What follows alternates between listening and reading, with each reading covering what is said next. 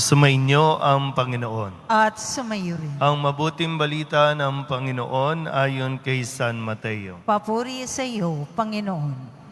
Noong panahong iyon, samantalang nagsasalita pa si Jesus, dumating ang kanyang ina at mga kapatid. Naghihintay sila sa labas at ibig siyang makausap. May nagsabi sa kanya, "Nasa labas po ang inyong ina at mga kapatid, at ibig kayong makausap."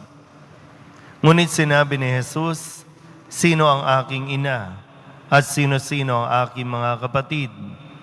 Itinuro niya ang kanyang mga alagad at sinabi, "Ito ang aking ina at mga kapatid, sapagkat ang sino mang sumusunod sa kalooban ng aking amang nasa langit, ang siya kong ina at mga kapatid."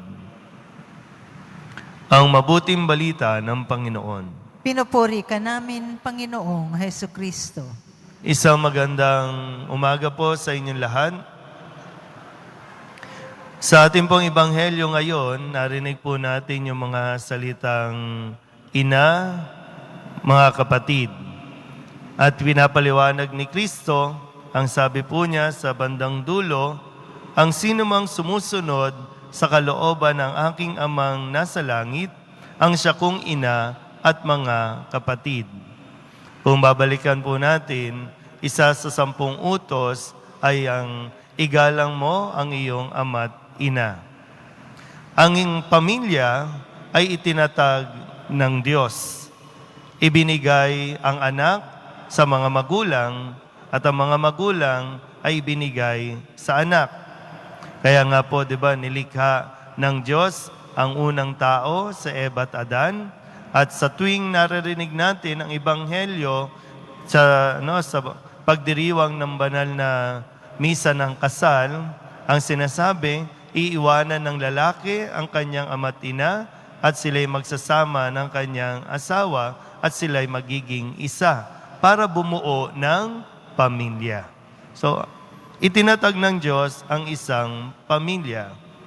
Kaya po, sabi nga, ang sino mang sumusunod sa kalooban ng Ama, ang siyang nagiging ina at mga kapatid. So mahalaga po na maganda rin makamusta natin, kamusta ba tayo na itinatag ng Diyos? Kamusta ba yung pagsunod natin sa Diyos? Kasi ngayon nga po, taon ng mga kabataan.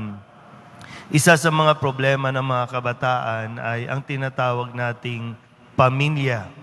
Kasi para bang natatapos ang responsibilidad, natatapos ang ugnayan, na para bang automatic kasi sa inyo sila nanggaling, iniluwal ninyo sa mundong ito, kayo na yung ina, kayo na yung magulang.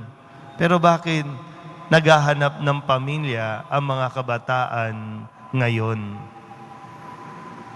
Kamusta po ba? Bakit parang mas gusto pa nila na matawag na pamilya nila, ang barkada nila, ang kaibigan nila? Mas nagiging masaya pa sila sa labas kesa sa loob mismo ng pamilya. Bakit mas gusto nilang tawagin na kapatid ang mga katropa nila kesa sa mismong kapatid nila sa loob ng tahanan? Bakit mas magdali nilang tawaging nanay, tatay, yung ibang tao kesa sa mismong nanay at tatay nila? Di ba malaking problema po yan? Na dapat maging aware tayo, mamulat tayo sa katotohanan na pinababayaan natin ang pamilya na kalooban ng Diyos na ibinigay sa atin. Na para bang, sige, ako ang nanay mo, ako ang tatay mo, magtrabaho ka dyan, magbigay ka sa akin ng sustento. O kaya sige, gumala ka dyan, sumunod ka sa akin. Nakakalungkot minsan, mismong mga magulang ang nagbubugaw sa kanilang mga anak.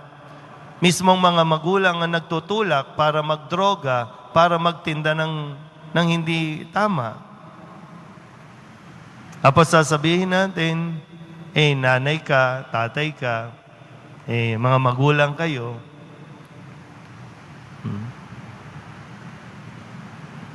paano ba?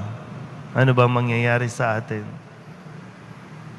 Ang ganda rin, mapaalalahanan, no, na dito po, no, siyempre, nililinaw lang ni Kristo. Hindi naman niya ikinakahiya o kinalimutan ng kanyang ina at mga kapatid.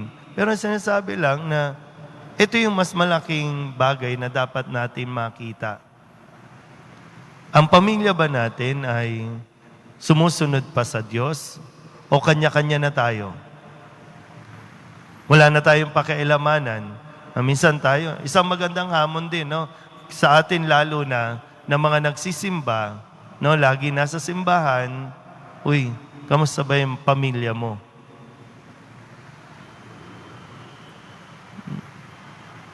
Kasi isa sa pinoproblema natin, itong isa sa dinutulog natin sa Nazareno, ayaw magbago, napapabayaan. Baka kasi yung kalooban ng Diyos na dapat sinusunod natin, ayaw natin. Kasi kadalasan, ang gusto natin, ang Diyos ang sumunod sa atin. Tayo ang dapat sumunod. Pag hindi tayo sumunod sa Diyos, pag hindi tayo sumunod sa kalooban niya, talagang mapapariwara, magkakahiwa-hiwalay tayo. Kaya lagi tayong babalik doon. Kasi tayo din naman talaga ay isang pamilya. Tayo rin ay pamilya ng Diyos. At talagang gagawin ng Diyos ang lahat para maprotektahan tayo. Kung paanong ginawa ng Diyos na protektahan ang mga Israelita laban sa mga Ehipsyo, mas sigit pa dyan ang kayang gawin ng Diyos na ipapakita sa atin. Basta sumunod lang tayo sa Kanya. Sino mang sumusunod sa Diyos, hindi mapapahamak. Amen?